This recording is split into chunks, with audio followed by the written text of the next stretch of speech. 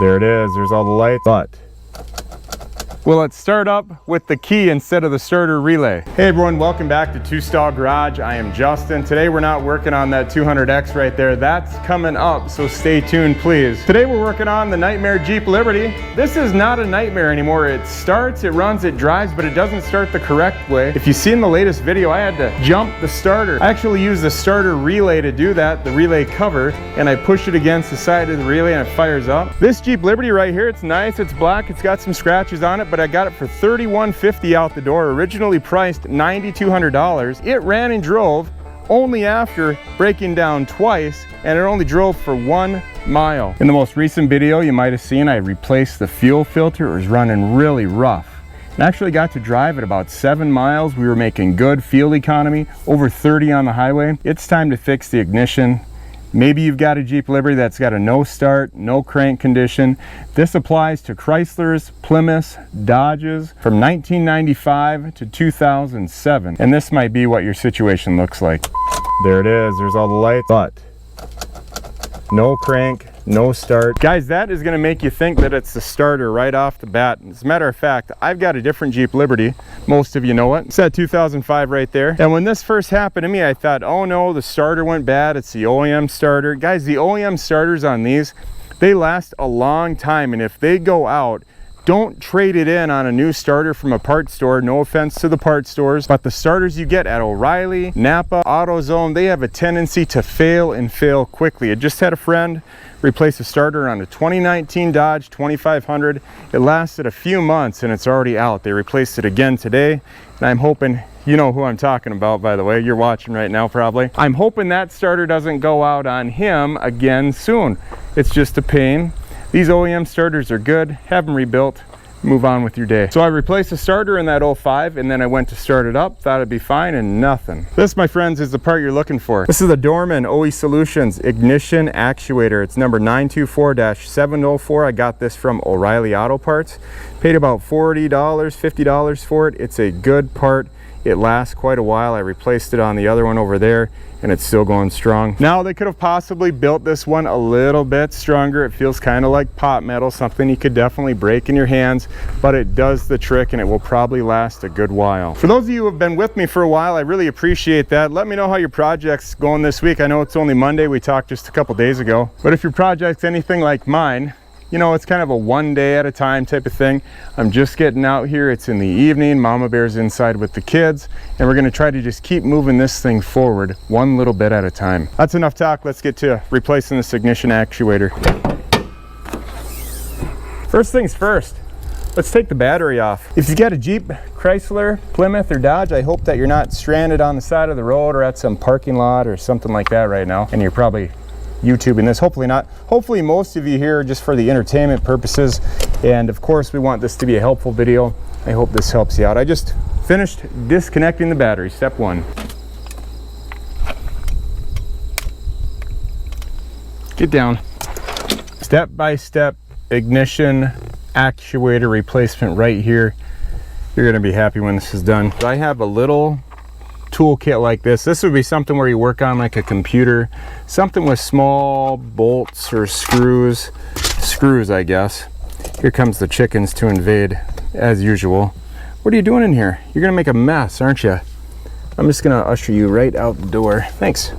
But you don't need one of these small kits at all. This is gonna be like a T20 basically. This one's got the security hole in it. You got 2 T20 screws right underneath here holding this in, and hopefully you can see it just underneath your steering wheel. Here comes your first. Second one's just right on the left side, right by where your knee sits basically. Okay, here it comes. Sometimes with these things you get them loose, but they don't want to fall out. They're kind of meant to hang on with all their dear might in there. So you're going to take the key out. Can't have that in there while you're doing this. You're just going to gently separate your console right here. I'm going to take my hat off so you guys can see. We want to get this Jeep running again. We want to be able to drive it. I'd like to drive it this week. If you have a 2005, you don't have traction control, so you don't have to worry about the wire harness for that traction control button. It's the ESP button. But if you have a 2006, don't pull that off. So you can just let this kind of hang right here. You see that? Good. Here is your underneath. This is where the bolt or the screw likes to hang out. So I can just push that out and voila. Okay, bringing it over to this side now. I am taking off the blinker, the flashers, the light. There's this one little connector. It's a gray connector in the back. Looks like we got one more here on this side. 2 connectors total. Not the easiest thing to get off of this, but this is what it is. Blinkers, you get the idea. Okay, take your Phillips screwdriver. I don't remember if there's 1 or 2, I just don't recall. You know, I don't really recall. Start with the S. Yeah, it looks like it's just the one that's loose now. You should be able to see it right here. All right, so that's out. I'm gonna move this harness out of the way. If you're finding out that you're having trouble getting your ESP button off of this cow, you don't have to do it. It's a tight squeeze, but you can lift it up, can get those connectors off of your turn signals, etc. There's just 2 adapters there, 2 connectors, you can get them. So at first glance, this does not look broken. We'll see if it comes out in 2 pieces. I'm right down here, I hope you can see me. I gotta get the ignition out. There's a little deal right down here that I can push underneath your ignition cylinder. When you push that, I don't know if this needs to be shut off, maybe, potentially. Here we go, stand by. No, it needs to be like that. And there we go, it comes out. You wanna make sure that this turns freely. Let's do that right now. That definitely turns freely, so this is not gonna be the issue. You can take that and just put it down. So where is the broken piece here? I wonder if it's a problem in the mechanism. Let me show you how to get that off. These 2 bolts underneath, so you can get this little apparatus out.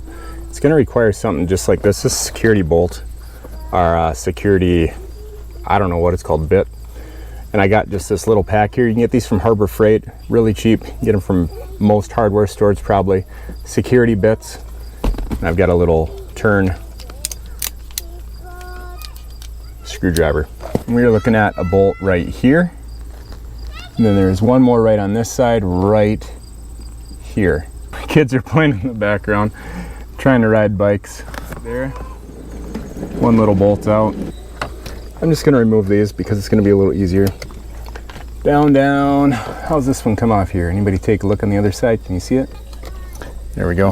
All right, got it out, guys. Moving on. We're gonna take it down carefully as to not lose everything inside of it. It's got a spring inside of it. It just sits right here. Look at that. Looking inside there, you can see a little bit of debris. Kind of deteriorates in there. This part looks good. There's no oh, there it was. Right there. There's our broken piece. That confirms. We're gonna have a running Jeep here, guys. It's gonna be able to start on its own. YouTube high five. Just that little piece. So with this kit, you get the new spring. I'd recommend putting that in. And then you also get the little apparatus, if you will. That's what the bottom looks like. Don't lose anything out of there. It's pretty easy too, I suppose. Just pulls down and out just like that. Hard to say where it was broken. I can't really see it, but we've seen that broken part come out of there. Put that down there. We're gonna go right back up and in. Spring sits right in a little hole right down in here. This right here is exactly how it's gonna look as it goes in. Now we're gonna put the cylinder in on the other side. We're gonna make sure it turns. It's gotta match up with what's showing in here. So I'm gonna turn this, and I gotta do this without this piece on. The spring, remember, goes right there.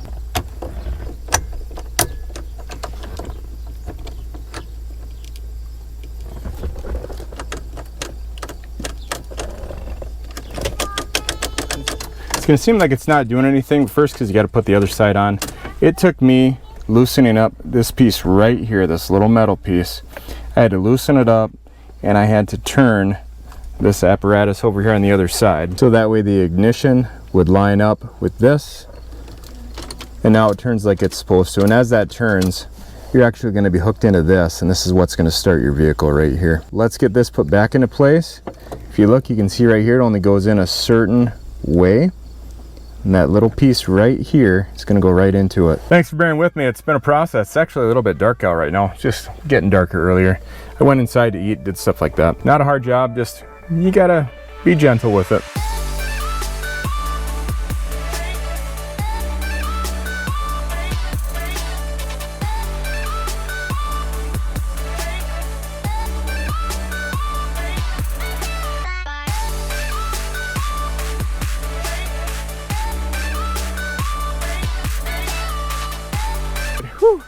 Tell you what, it took a lot longer than I thought it was going to. It probably took me about an hour to do that. And it's just, you gotta remember what you're doing.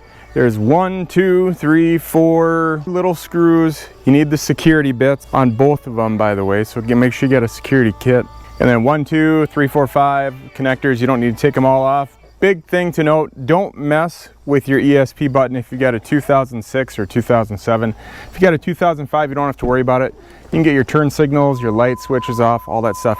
I put the battery on this Hot Rod Lincoln, and it is time to try it out for the first time. For the first time since we've owned it.